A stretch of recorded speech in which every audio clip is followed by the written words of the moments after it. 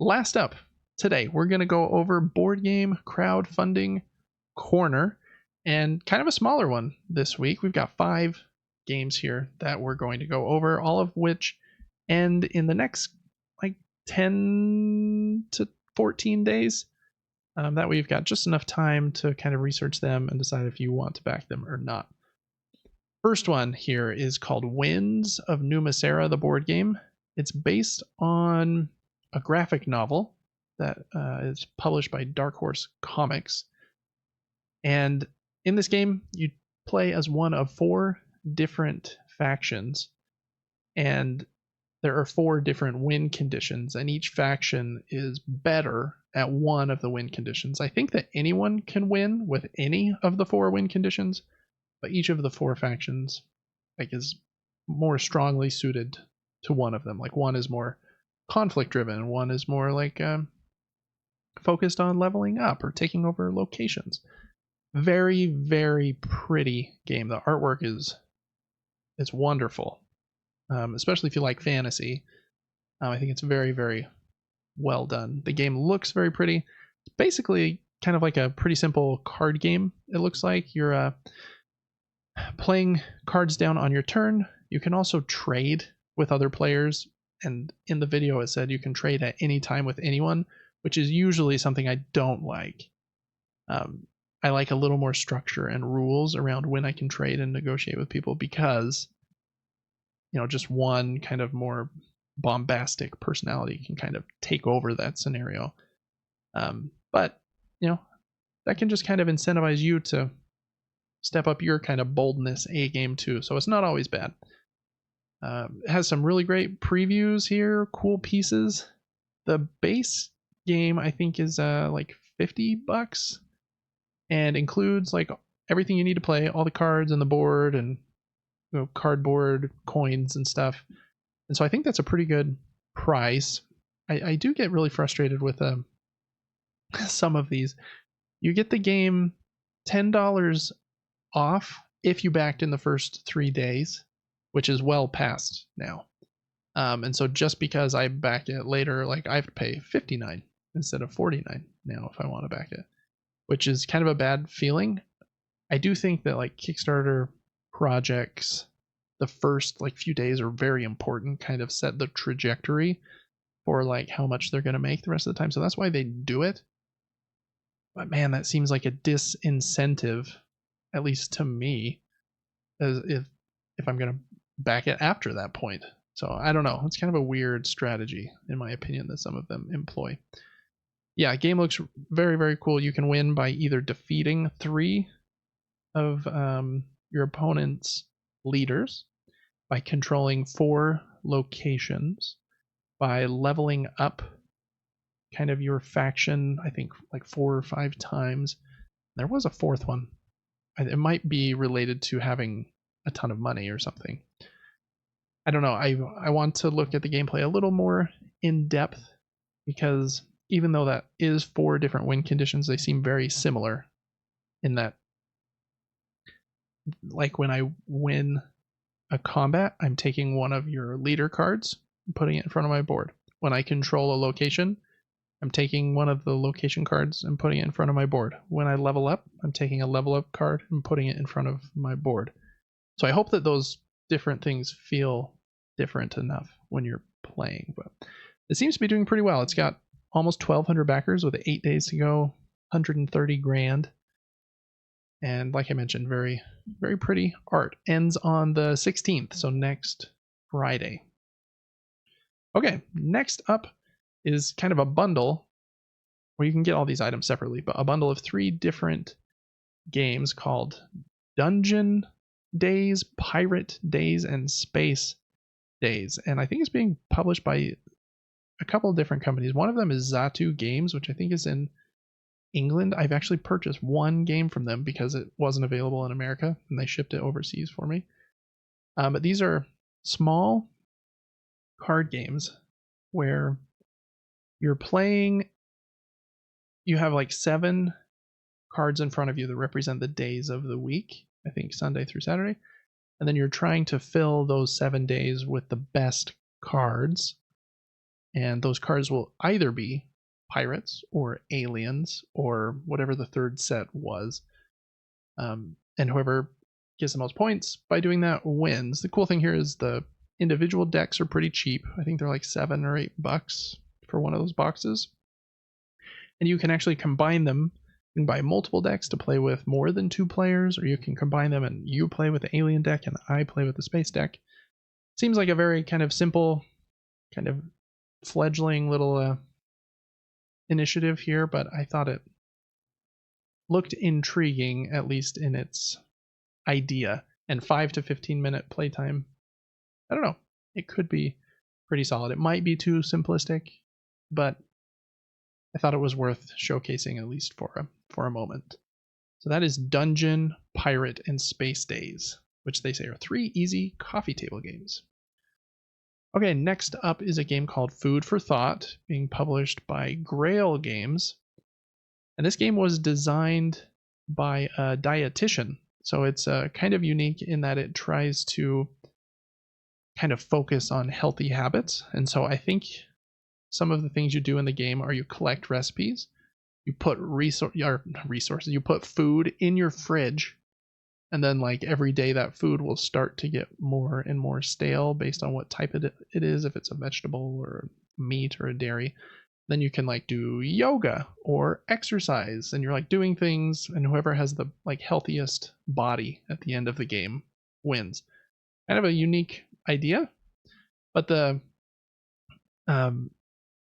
even though it has that theme on top of it, the gameplay is supposed to be pretty solid. I know the Dice Tower liked it. They gave it a seal of approval. And I like the way that the board looks, where you're managing the stuff on your plate and on your in your fridge. And it has 2 different versions. You've got like the $35 version, or you can upgrade to the $48 version that comes with, instead of cardboard tokens, it has 436 wooden tokens that represent the different like foods, vegetables, and stuff. So that seems like a pretty good price. You do have, this game is being published by Grail Games, who I think does really good stuff. I'm getting another one of their games called Snowcrest, and it looks awesome. Since they're in Australia, shipping sometimes is a little high for them. I mean, the games are coming from China, so I don't know. It's just what it is. So maybe I'm incorrectly assessing shipping there. Shipping is expensive for all Kickstarters, but so you got to keep that in mind. But I think that one looks really, really cool, and I like the kind of design philosophy. Unique idea with trying to make like a health related game. So that is Food for Thought by Grail Games. Next up is Pizza Chef, The Next Generation. This one ends on the 23rd. So what's that, about 16 days from now? And in this game, you are trying to be the best pizza chef. And how you'll do that is you'll get, I think, different orders for pizza, and then you have to take ingredients to make those pizzas. And the way you can do that is there's this set of 9 different columns of ingredients they're in a 3x3 grid, kind of like a tic-tac-toe Sudoku shape. And you can take ingredients that are in a single column or a single row or in the diagonal if the color or the ingredient type is matching. And so there's a bit of like timing when you take the right ingredients from that ingredient stack and which ingredients can be taken together based on the color of the background behind them. Game looks, again, a little indie. This is the first project that this Benki Games has created, so yeah, maybe think about that. But I like kind of the hand-drawn kind of, I don't know, it looks indie, but it doesn't look like ugly indie, in my opinion. I think it looks like kind of what's the word I'm thinking of? I don't know, heartwarming, or you're kind of rooting for it indie because it looks like solid, and like maybe their next game could be like also visually like astounding, and hopefully kind of have the gameplay chops to match too. But I think it's a pretty simple and light game. You're basically just trying to be the best pizza chef by completing these pizzas. You can get a little expansion that adds some like mean cards where you can steal stuff or try to stop people from completing other pizzas, but you don't have to play with the mean cards if you don't want to, which I probably wouldn't. So anyways, that is Pizza Chef, the next generation. It has a $39 and a $44 version. I think the $44 version comes with that mini expansion I just mentioned. All right, and last up for this week is Reign of the Onyx King. This is a standalone sequel to an earlier game, which I can't remember the name of. But basically, this is a kind of unique idea where it's kind of like a tactical card game. Think like Magic the Gathering, but simpler. Where instead of having like a bunch of deck building that you're doing before the game starts, you just shuffle a single deck of cards and plop it on the table. And then everyone just draws from that one central deck when you're playing. Each player does have like their own bigger like character card, so you have a little bit of like asymmetry. But in the moment-to-moment gameplay, you're just drawing cards from the center and then trying to play cards that will go well with your character in order to win. And so because of that, it's kind of being pushed in this campaign, at least, as like a more like easier to get to the table. You can play it kind of with players that are newer to board games and card games because they don't have to think about all of those things beforehand. Like, how am I going to structure and build this Lord of the Rings The Living Card Game deck, where I need to focus on, you know, my one hero and the companions that go well with them. This is like choose your character, and then we're going to start drawing 5 cards, and then we're just playing. So I don't know. I haven't played the game it's based on, but they have some, you know, pretty glowing previews on here and some reviews from pretty reputable people online. So I wanted to give this one a shout out too.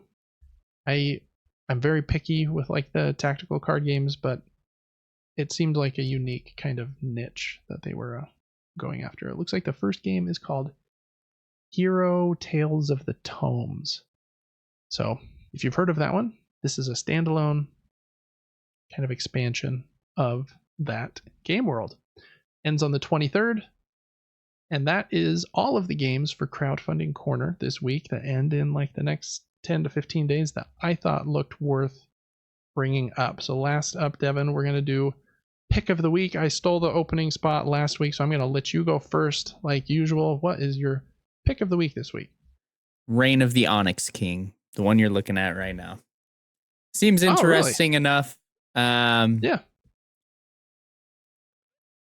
I don't know. I like building a build, creating a build in game, you know?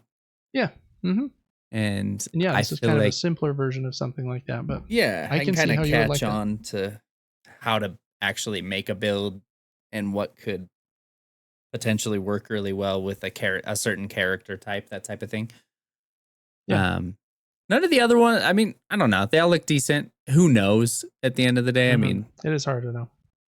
But yeah, for me, I was split between two. I think the Winds of Numa Sera game, like visually, looks incredible. I just would need to do a bit more research on the gameplay and see if it feels like the trading and negotiation is safe and nerfed enough that I would enjoy it, and that the different win conditions seem like fun and different as opposed to, oh, we're all just kind of doing the same thing, just slightly differently. So a little bit to look into there. So my pick of the week will probably be Food for Thought. I like Grail games quite a bit. I think they have great pricing. Those 436 wooden tokens are really cool in that version of the game, and pretty unique. You know, trying to store your food in the fridge and trying to be the most healthy person at the end of the game. I think it's a fun kind of mix of like the theme and then trying to make game mechanisms that match that, where usually think people start with like, here's the mechanisms and the math I want to be my game. And then what theme can I add on top of it? Seems like they kind of started the reverse direction designing, so kind of fun. All right, but yeah, a few good ones. Not a ton of games this week, but a fun chat and look through some of the games in crowdfunding nonetheless. So that is going to do it for Crowdfunding Corner this week.